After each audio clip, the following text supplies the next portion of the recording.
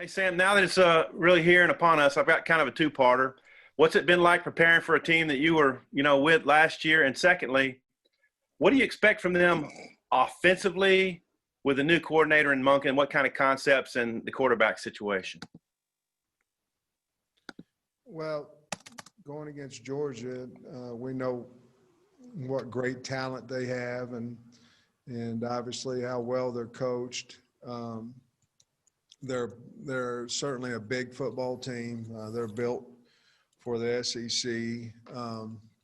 What they're going to do on offense, we're really not sure. They may piece a little bit in from Ole Miss, a little bit from Southern Miss, a little bit from the Browns. We're doing a little bit of all that. We're trying to be prepared for a lot of different places that Monken's been to. Obviously, their O-line coach has had experience in read and gap scheme reads, and so we're just trying to prepare for everything from the Browns all the way to Southern Miss and Ole Miss.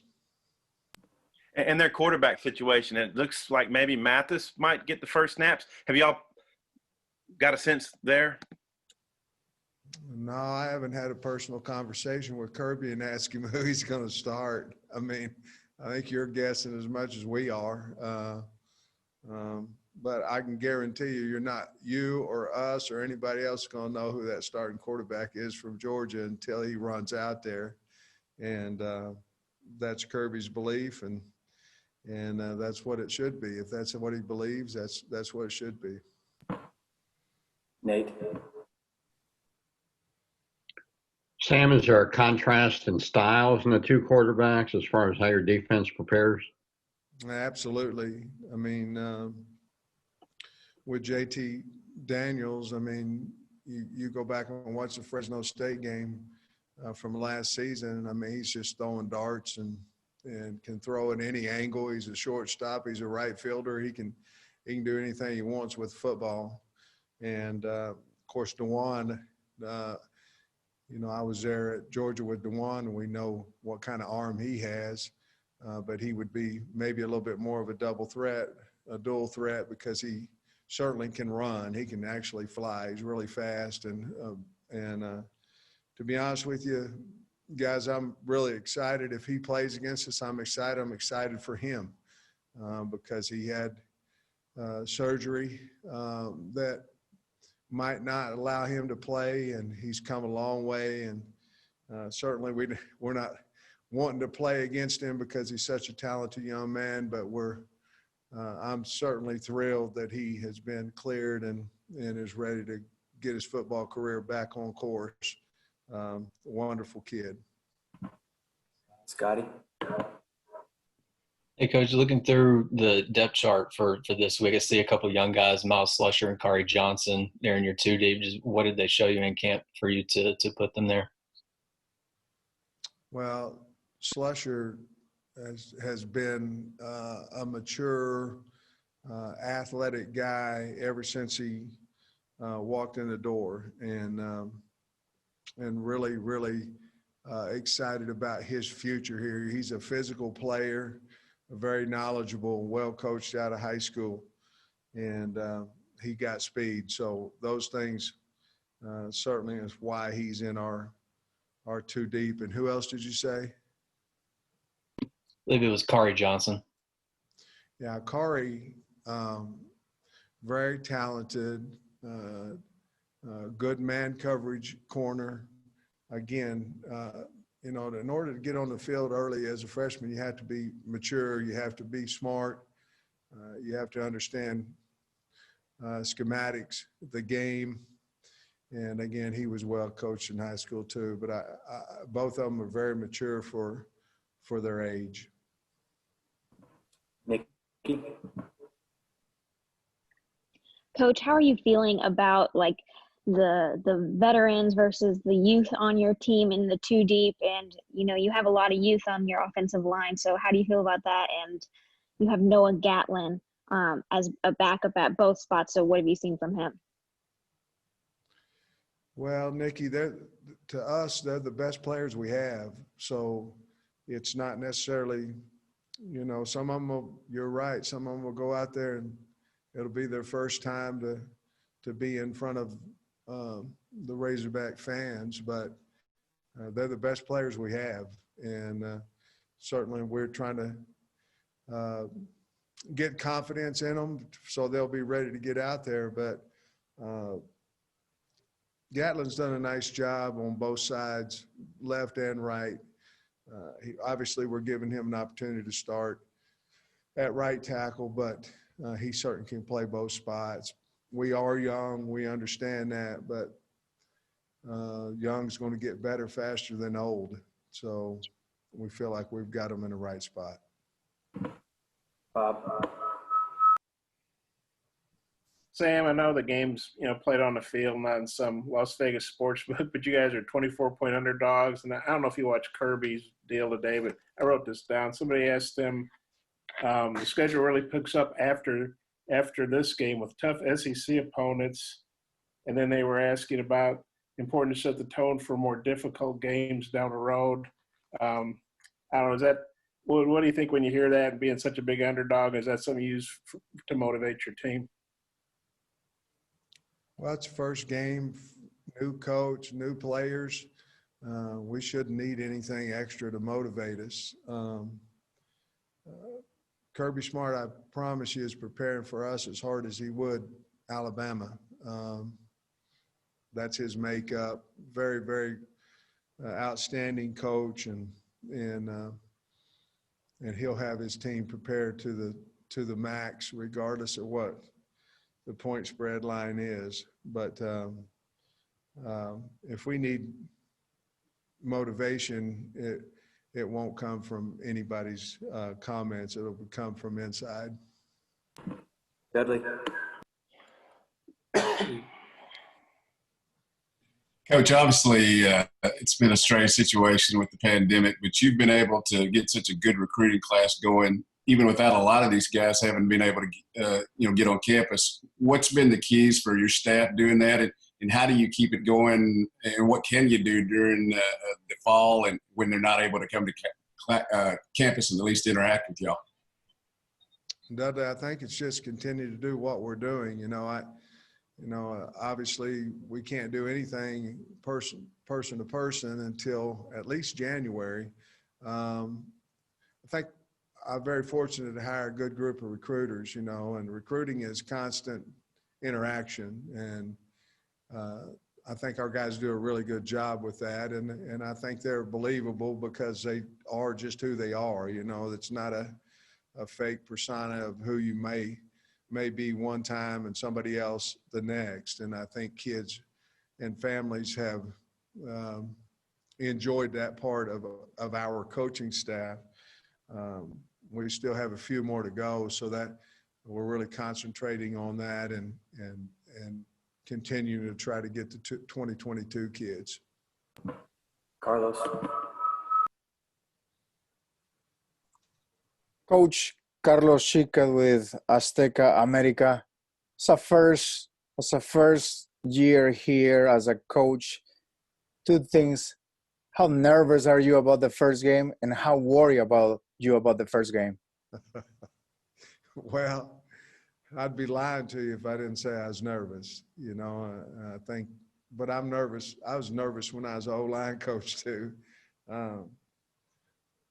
Nervousness comes from just making sure that you're prepared in every way you possibly can be. And a guy that's probably not nervous probably won't be quite as prepared as he needs to be. It being against Georgia, never in my wildest dreams when I took the job that I think that Georgia would be the first opponent, but it is. And, I want to say this, that I'm very, very thankful and grateful to have had the opportunity to coach at Georgia and to coach under Kirby Smart. I learned a lot, and he was very, very good to me. When I was a kid, I graduated in 1980, and that's the year that Georgia won the national championship, and there was always something there about Georgia. And then when Kirby gave me the opportunity to go there and coach there for 4 years, it was an incredible experience for me. And without that, I wouldn't be the head coach here at Arkansas, nor Mel Tucker at Michigan State. So forever grateful for that. However, am I nervous? Yes. And why? Because they're really good. I mean, they're an outstanding football team, and they're big, and they run to the football, and they'll knock you off the ball. And on both sides of the line of scrimmage, they're probably as good as any team that we'll play this year. And so it's going to be a physical football game, and you're always concerned when you know it's going to be a smash mouth game. Are you ready for that yet? And certainly we'll find out. Coach. Yeah, Coach, you had mentioned a couple of weeks ago, I think it was, that Blaine Toll was really rising up the depth chart quickly, and you've got him listed with an or with Hudson. Do you think it really helped him focusing in on the one position instead of switching back and forth between sides of the ball? And what kind of does he bring to the table versus a Hudson Henry? Well, I think it helped him. Our plan, we had him at tight end, and then we didn't get the numbers that we thought we would over on defense, so we moved him over where we originally recruited him at. And then we found out that we probably need a little more depth in the tight end room. So we moved him back. He's been there now for I don't know how long, quite a while, and he's doing well. I think we have got the game plan where he'll know what to do because he does have a lot of speed. He's probably a little bit faster than Hudson would be, but Hudson's really had a good couple of weeks, so I'm feeling better and better about that tight end room. Hey, Biddy. Yeah, Coach, I was wondering if you could just talk about what you guys have coming up this week in terms of practice schedule. Some coaches practice Mondays, some don't, some practice Tuesdays. Just how you guys kind of have it laid out. And we'll have full padded practice today and tomorrow, and then we'll go in shells Wednesday and Thursday and have a walkthrough on Friday. Each day the time at practice will go down anywhere from 10 to 30 minutes, depending on the day. But we'll do our banging a little bit here Monday, Tuesday, and back off a little bit as far as physicality on Wednesday and Thursday. Jason. Hey, Coach, we all know this is a line of scrimmage league. Their defensive line, how critical is it to hit them quick and try to move them a little bit to get what you want to do offensively? And then flip side, their offense, you recruited a lot of those guys, coached them. What do you know about their line and what you need to do defensively? Their D-line starts with Jordan Davis. I mean, he is a big, athletic, great guy, by the way, but just a big, athletic guy that hard to move, But their D-line with Devontae White and Malik Herring and Travion Walker and Azeez Ojulari, they're really good. They're really big, so we're going to have our hands full. We're going to try to find ways to double team them. We're going to have to, and then we're going to have to at least get a stalemate on some one-on-one blocking situations, and hopefully we can move them a little bit, and hopefully we can tire them out. They've got a lot of guys that can move in and out of there, so very, very, very talented, well-coached defensive line. On the O-line, even though they lost several starters, they have a lot of guys that's played a lot of ball there, starting in the middle with Trey Hill, probably as good as center as there is in the country. And then, Jamari Sawyer's played a lot of ball, really good player, draftable kid. I mean, just really good football player. And then Justin Schaefer is going to be at the left guard probably, and then Ben Cleveland, who started a lot of games, who's a freak of nature, at 340 pounds. And then their right tackle, I don't know exactly what they're going to do at right tackle, but Owen Condon's from over here in Oklahoma. Xavier Truss, somebody in there. They're going to be as good as anybody else on both sides of the ball that we play. All right, let me know if you've got more questions in the chat. Tom?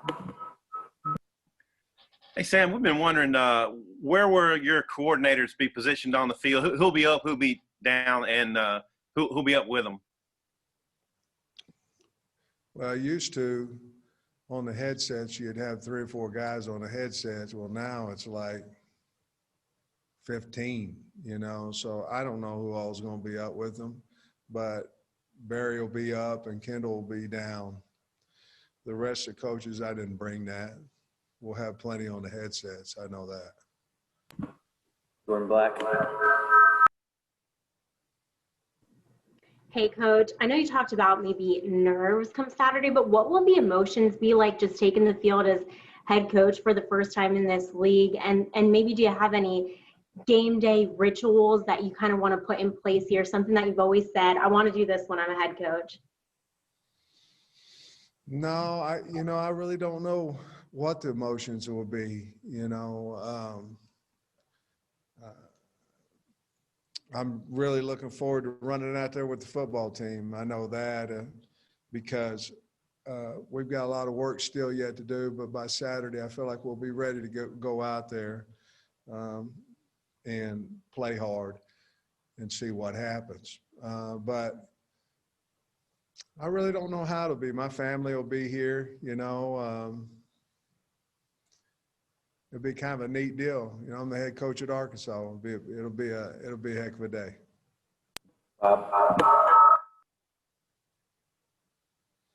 Sam, everybody thought Georgia's quarterback was going to be, I guess, was Newman, the guy from Wake, and then he opted out. How big a surprise was that? And do you guys have a sense for who they're going to start, or do you really not know? No, we really don't know. I know that they played both JT and DeJuan in every scrimmage, So was I surprised about the opt-out? Yeah, a little bit, but, Georgia's got some good quarterbacks. So I think they're loaded enough to where it won't bother them too much, I understand the opt-out and the reasons and all those things, but they're still loaded with at least 2 really good quarterbacks. So I really don't have any idea who they're going to play for sure. They're probably going to play them both. Nate? Sam, do you feel you've got everything accomplished that you expected to for the preseason camp? And was there anything going into this game that's actually better than you anticipated during the summer? No, I don't know if it's any better than what we thought we might get.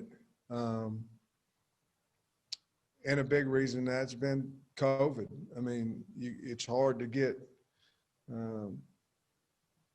continuity and things of that nature with quarantine and COVID and all these type things. So I think if it wasn't for that, I think we'd be right on schedule, but we're not the only team in the country that's affected by that. Everybody is. So I think we're probably about as far along as we could possibly be in our situation.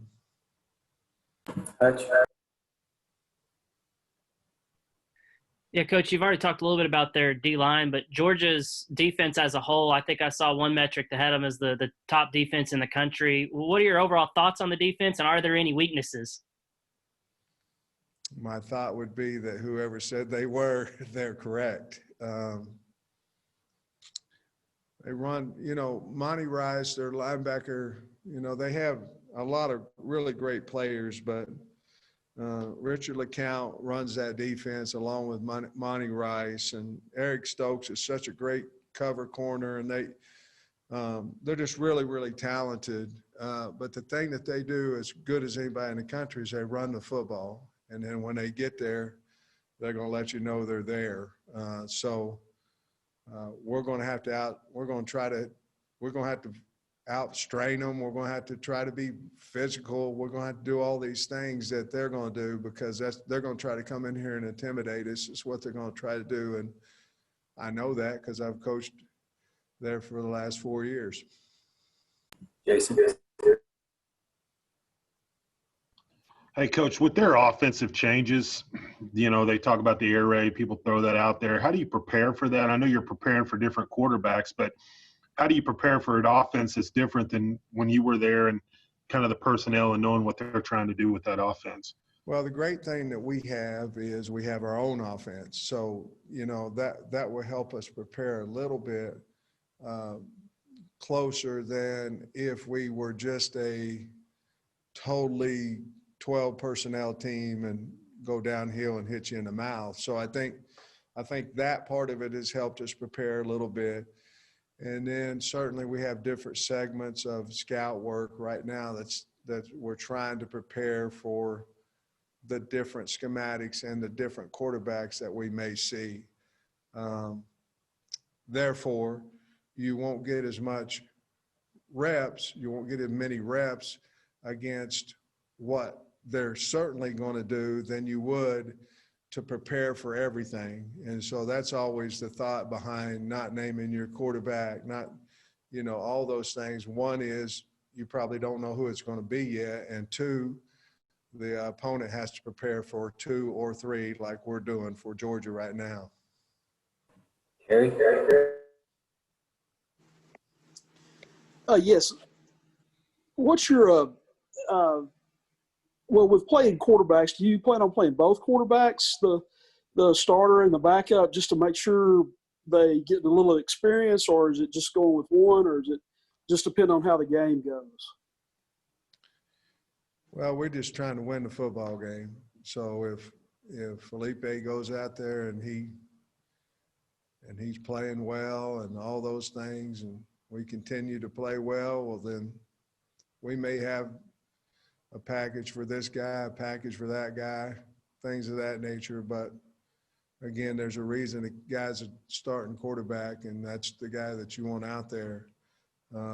So we don't really have any, hey, we're going to play this guy at this time or that guy at this time. We're trying to play our best quarterback and try to win the football game. Hey, Biddy.